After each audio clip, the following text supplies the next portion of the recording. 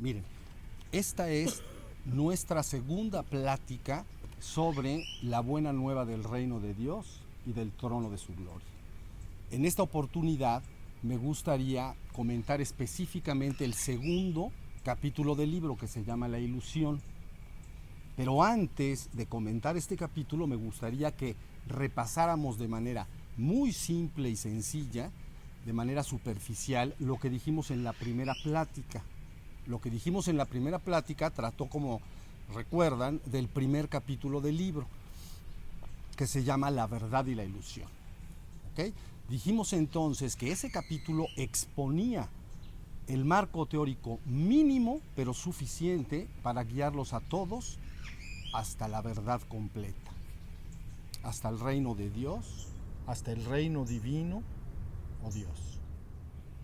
¿Ok? Entonces comentamos en esa ocasión y dijimos, el reino divino debe ser entonces concebido como Dios en sí mismo, Dios mismo o Dios en sí mismo. Luego dijimos sobre el reino espiritual que para efectos de estudio y comprensión, como iremos viendo en el futuro, se podía dividir en dos grandes ramas. Un reino espiritual puro, ascendido y de luz, y un reino espiritual impuro, caído u obscuro. Luego dijimos entonces sobre el reino material, que era el reino que nosotros podemos percibir a través de los 5 sentidos físicos. Luego siguió la plática y comentamos algo sobre la verdad. Dijimos, la verdad a que este marco teórico se refiere es la verdad absoluta. Y solo se puede relacionar esta verdad absoluta al reino divino. ¿Ok? Luego dijimos entonces sobre la ilusión o engaño que abarcaba por igual el reino espiritual y el reino material, debido a que estos dos reinos son transitorios, mutables y por lo tanto relativos. Eso fue lo que dijimos. Finalmente comentamos entonces que la única y verdadera meta que el ser humano debe alcanzar es precisamente el reino divino, porque es la verdad absoluta, la única verdad absoluta que eterna e inmutablemente es. De ahí que sea el objetivo principal alcanzar. Eso es lo que repasamos y estuvimos comentando de alguna manera la semana pasada. Ahora ya podemos entrar un poco al segundo capítulo del libro, que se llama La ilusión. Mira, este capítulo trata de la manifestación de la existencia, pero apoyándose para ello en el relato bíblico de la creación en el Génesis, que está representado acá entonces con estas flechas en sentido expansivo. ¿Recuerdan la imagen que de alguna manera obtuvimos de la Biblia la semana pasada?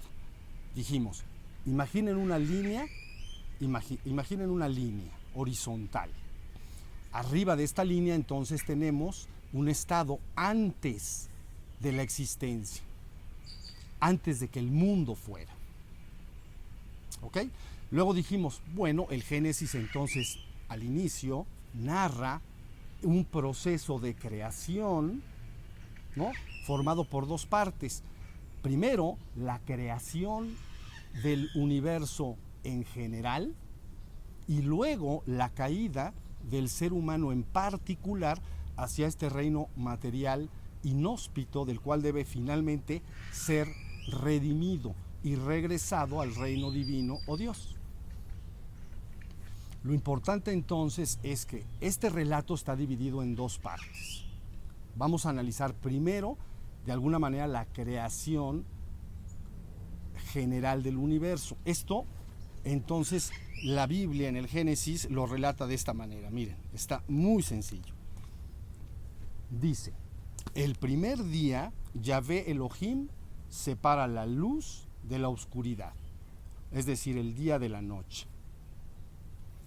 El segundo día separa el cielo de la tierra. El tercer día separa la tierra de los mares y aparece el reino vegetal sobre la tierra. El cuarto día entonces separa el sol para dar luz al día, de la luna y las estrellas para dar luz a la noche. El quinto día entonces aparece el reino animal en los mares y sobre la tierra. ¿Ok? Luego dice, el sexto día Yahvé Elohim dice, hagamos al ser humano a nuestra imagen, como semejanza nuestra. Creó pues Yahvé Elohim al ser humano a imagen suya. A imagen de Yahvé Elohim los creó. Macho y hembra los creó. Eso es lo que dice el sexto día.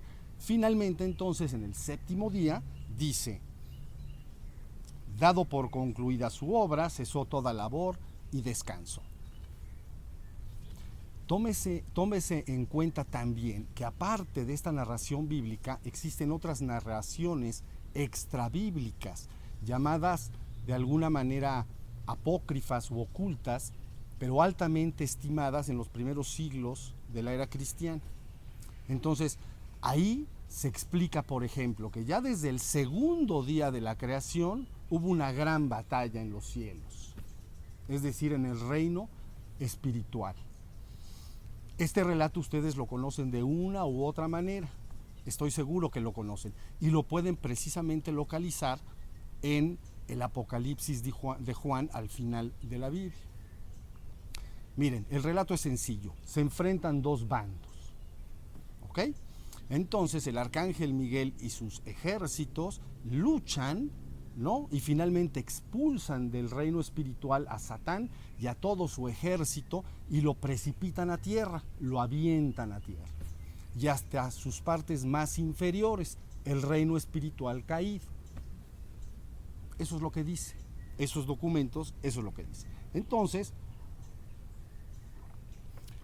tanto el Génesis como estos documentos lo que nos están mostrando es un proceso de creación existencial de la existencia en un proceso descendente, tal y como estamos viendo en estas imágenes, en forma expansiva, es un proceso que desciende.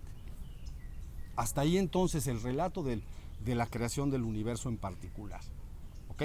Luego entonces viene la caída del ser humano a este mundo material inhóspito del cual debe ser finalmente redimido. ¿Sí? Este relato ustedes lo conocen muy bien en el relato mítico o mitológico de Adán y Eva y la expulsión del jardín del Edén. ¿Ok? Cuando yo me estoy refiriendo a relato mítico, mitológico, no me estoy refiriendo a mito como sinónimo de falso. ¿Ok? Las personas entienden por mito falso cuando lo contraponen con historia o hechos verídicamente o verdaderamente sucedidos.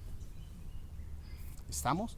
Entonces, la realidad es que el mito jamás ha pretendido ser historia y tomarlo como tal es un grave error.